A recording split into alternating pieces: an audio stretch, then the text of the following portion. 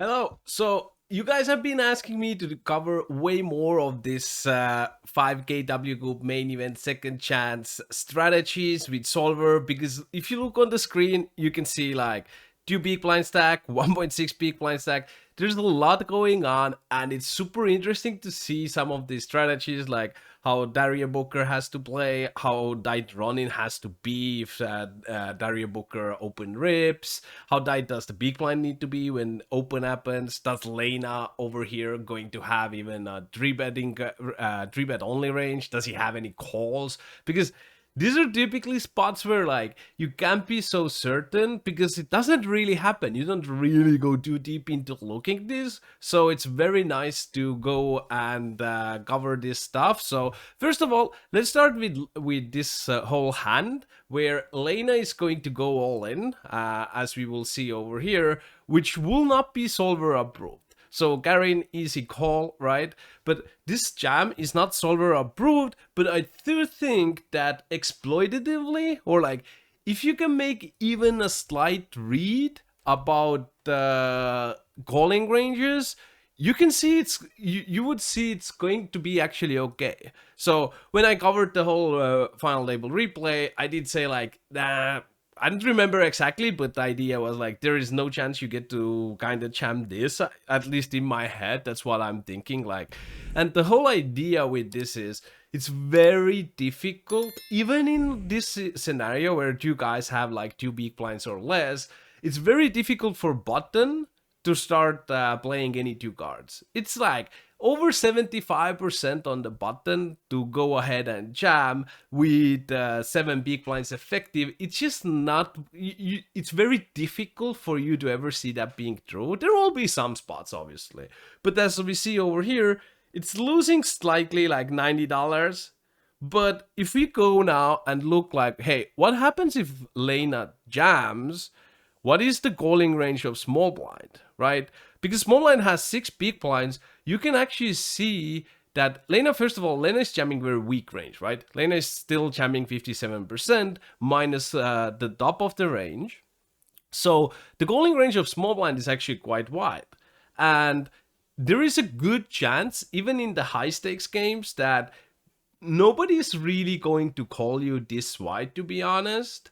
And for that reason, you will have more fold equity. Therefore, like jamming 540, probably not as bad. It's probably like zero at that point. And if you even look at the big blind, kind of same thing. Like, would you expect your opponent to go ahead and start calling over here with like King 9 suited, King 10 0, Ace 5 0, bucket sevens, like maybe bucket sevens, but there are like a lot of questions regarding to the calling ranges over here. So for that reason, I actually don't even mind Lena's jam. I still think it's going to be around 0 EV to put it in, even if you expect people to overfold, which I do think is very reasonable assumption. So let's go back to the Daria. Daria has chip lead over here, 34 big blinds. The next guy is 32 big blinds, right? So another thing I did go through is like Daria doesn't really open that wide of a range. I think it's kind of typical in this type of like super short 2 big blind stuff. Like you're under the gun. It's still a lot of players. It's not like we play 5-handed, right? So you're not supposed to be opening that wide, and you do have this little bit jams coming in.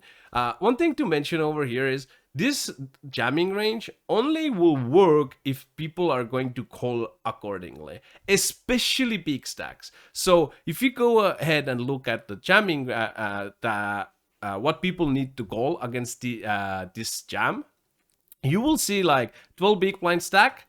It's jacks plus ace king, ace queen suited, which is very tight, but like reasonable, I would say. Something I would also say is some people might not find the calls like these 2 big blind stacks. You never really look it up. Like, hey, how wide can I really call? I have 2 big blinds. Another guy over here on the god off has 2 big blinds. So what am I supposed to be doing if such a spot happens? So I do think this is very like cool to see. All the bears are actually fine. Your better aces are fine to get it in with two big blinds. It is still relatively tight if you think like, hey, you only have two big blinds. And now the other big stack cannot call kings. Like, this is something you don't really see almost ever in final tables, that against open jam you cannot call with kings. It does happen more quite often in satellite structures, but in like just the final tables, not really that much of a thing. But over here, it's very obvious the 32 big blind stack has a really high risk premium over here. So you can see calling kings would lose you 1700, calling queens would lose you 2500, ace king suited is 2500, ace king o is minus 3500. So this is something you need to always pay attention to when you're going to implement this type of like a jamming ranges, especially big stacks, because it might be like, hey, yeah, it makes sense, I want to jam, but if this guy does not fold like jacks, queens, kings, ace king, you're going to bump money to the rest of the table because this guy is going to call you too wide. And we can look at the big blind calling range as well. Ace 10, ace plus with two very short stacks. That's reasonable, I would say. And now let's take a look about what we asked before. What happens if under the gun, the Daria Boker is going to go ahead and open as a min raise? You can see that nobody is going to have really a calling range other than the other big stack. Also, it's interesting to see the calling range for MP, so the first two big blind stack.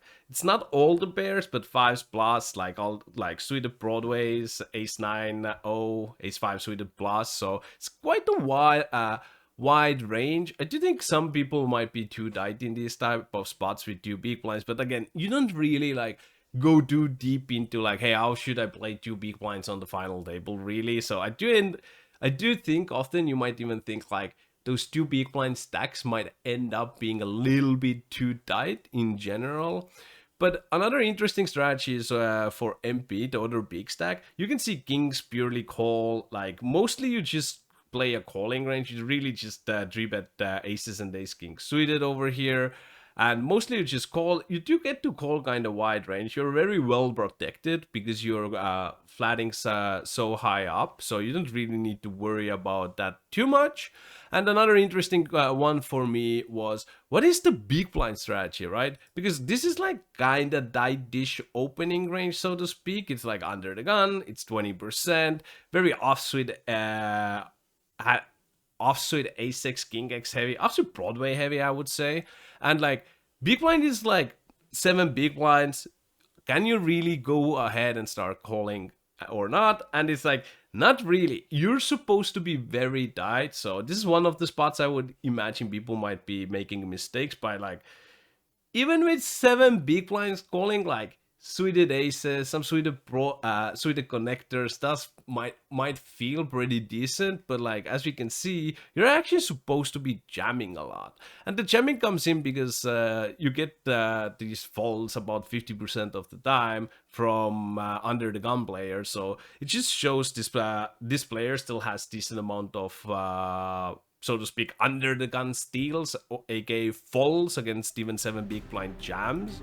BBC Brieflop Sharks and Trainer, the most effective way to train and improve your poker skills. Get yours now. And going to the Lena stack. Lena does not have a calling range over here, right? So if you're Lena, under gun opens, there is no calls. You still play kind of push and fold, and you take your aces. Ace queen suited, like that's something that solver just does, like jacks, ace queen suited, like randomly mixes and calls off the jams. But like you're building a non-all-in range around aces and suited ace x as bluffs. And another thing to get into here is, what is the two big blind jamming range, right? Because if you have two big blinds, like how wide am I supposed to put it in if this guy has 1.5 big blinds, right? Because it does feel like this guy has less than me, I'm gonna hit the big blind. So I kind of want to put it in the middle, but maybe somebody is messing it up. So it's good to see 24%, basically all the A6, all the Broadway, and all the pairs. That's typically what you would like think is the range, I think. But yeah, I don't know. Just showing you guys what you're supposed to be playing with a very short stack. So another one is, what if the other big stack is going to jam now? What is the calling ranges against this guy? Because this guy is jamming way wider, right? He's playing 40% hands by jamming 20% of the hands.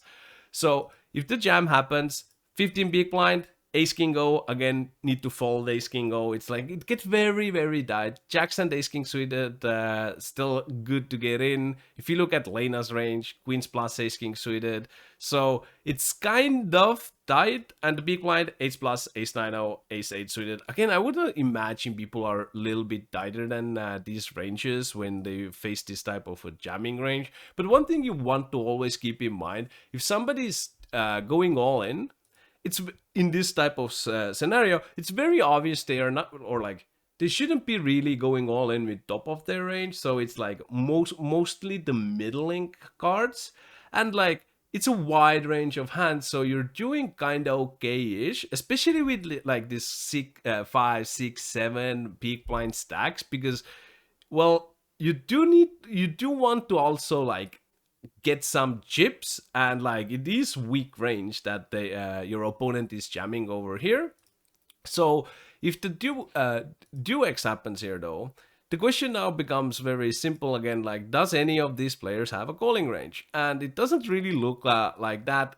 Lena does have a little bit coming in with the pseudo Broadway mixes, but what is crazy in these type of spots for Lena, you can't really even like play your tens, nines, eights, sevens, which I do think a lot of people would make mistake by like flatting or like 3-bet jamming. Even though if I see this spot, I would definitely think like, bro, I have bucket tens, why can't I go all in, right? Like, just the way I would think about it.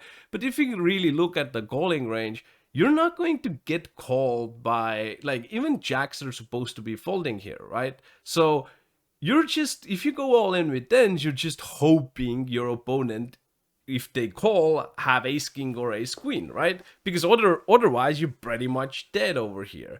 And this just to show how tight this like whole situation can get. And keep in mind, like, some people might be calling with jacks, ace queen, like even not folding as much as they should, because this is not calling much at all, right? You just to go for the re-steal. But for the most part, your re-steals really want to be a6, because you want to block ace king, ace queen, aces, right? So jamming actually these suited a6 will outperform jamming tens, nines, or like some smaller pairs over here. Tens are fine to call, as we can see. It's like indifferent in general. And if we go and look over here, the peak blinds defending range, again, I do find this very interesting, because like, you have 7 peak blinds, there are two big blind stacks in your table. Like, what am I supposed to be defending, right? Because I do know this opening range is probably kind of polarized and little weak in general, but this just shows like, again, you play very like push fold happy game. You do see little bit calls happening, but you do want to jam, because you should have a lot of like fold equity. You can see over here 50% of his range folds. Could argue that he might even fold a little bit more. It's not that intuitive to call with ace 9-0, ace 8-0, ace 7-0, or offsuit Broadway over here. But it's only going to call because if you look at the big blind jamming range, it's like a6, suited Broadway pairs, like you're doing fine. It's 7 big blind jam, so it is kind of difficult, because like,